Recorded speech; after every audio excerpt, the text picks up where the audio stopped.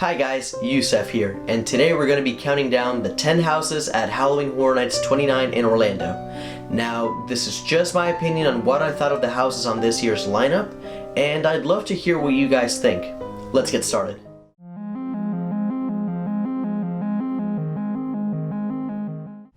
At number 10, we have Killer Clowns from Outer Space. I loved the scare zone Universal had last year for the Killer Clowns, but I have to say, I don't believe it really translated that well to a house. This was the first house that I did this year, and I walked out disappointed.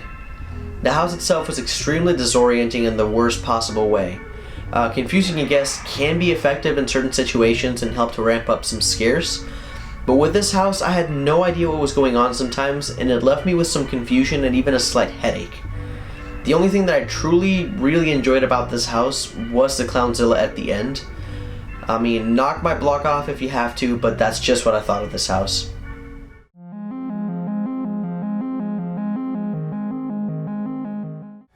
At number 9, we have Stranger Things. Now, I'm a huge fan of this show, and I loved the house last year.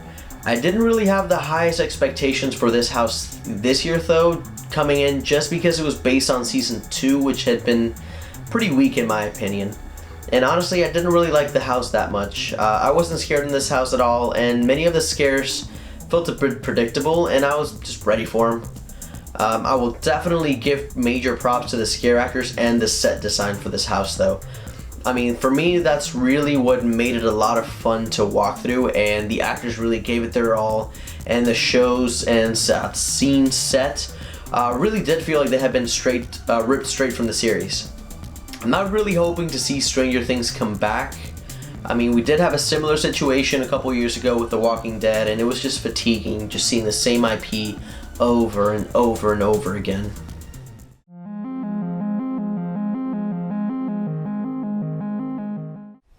Coming in at number 8, we have Deaths of Fear.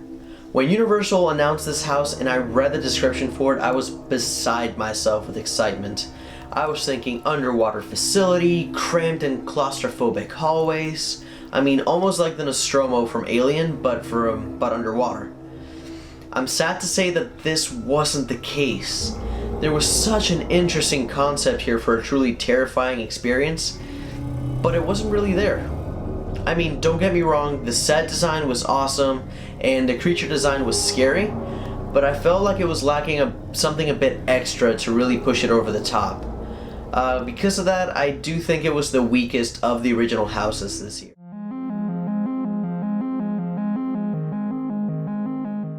At number 7, we have Jordan Peele's Us. This was one of my favorite films of the year, but I was a bit apprehensive of how this type of film would really translate into a house for horror nights. I can say that it was not the greatest success, but it wasn't an absolute failure. Where this house really shined was in bringing the sets of the film to life in stunning detail. It really felt that you were in the movie. The actors also did a phenomenal job with their characters, especially the actors who would portray Tex. My biggest drawbacks to the house itself were its length and its lack of scares. The house itself was relatively short compared to others this year, and it was also pretty light on scares, but there were a few effective moments here and there, particularly the final room with all of the mannequins and the actual scare actors.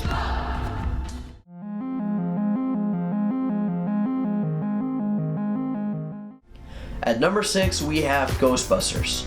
I'm a huge fan of this movie, and I was beyond excited to see a house based on it this year. For the most part, it was a success. The true highlight here for me is the costume and set design. The moment you walk into this house, you were part of the film, and I was smiling all the way through as I kept noticing more and more little details from the film, like the hotel and the firehouse and even the damn rooftop at the end of the movie. The only drawbacks for me here were the lack of actors and a disappointing final room. During a few of my walkthroughs of the house, I did notice a good amount of scenes with missing actors, but that was not something that I encountered all of the time. Another big issue that I had was the Stay Puft Marshmallow Man. It felt kind of rushed at the end, because all we got was a screen with his face on it, and I honestly would have loved to see like a huge prop for him.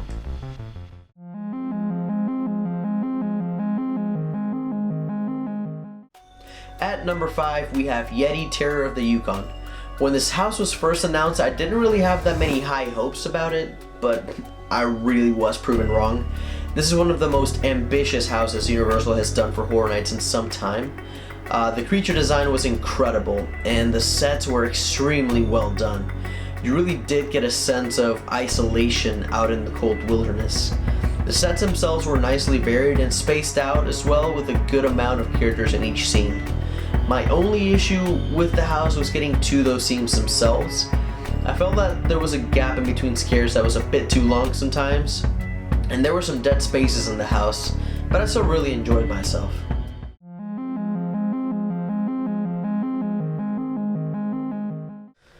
At number 4, we have Rob Zombie's House of a Thousand Corpses. Out of all of the IP houses that had been announced, this is the one that I was most excited for.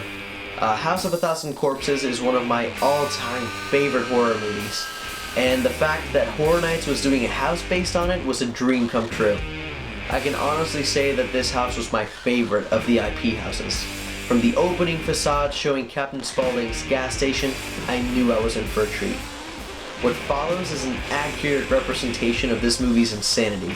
It had scenes, props, and characters that were ripped straight out of the movie, and some genuinely scary moments.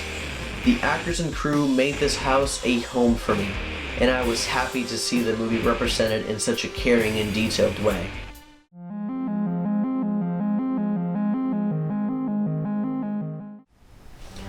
Coming in at number 3, we have the Universal Monsters. I will definitely say this was the most fun house to walk through. I loved seeing each one of the classic Universal monsters being represented with their own scene, not to mention that each room had its own identity, very much in line with the monsters themselves. I was a particular fan of the scene with the creature from the Black Lagoon. I got some real good jump scares in this house, and that final Frankenstein's monster at the end was a killer.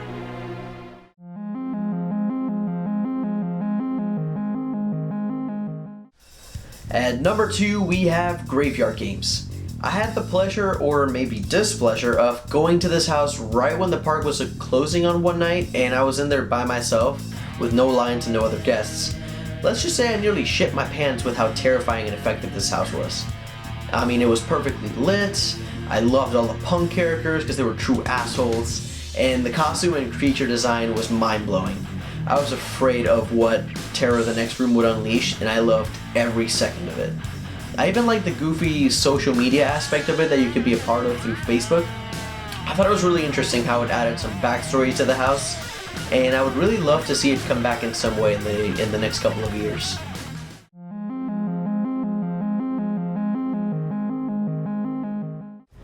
And finally, at number 1, we have Nightingales Blood Pit.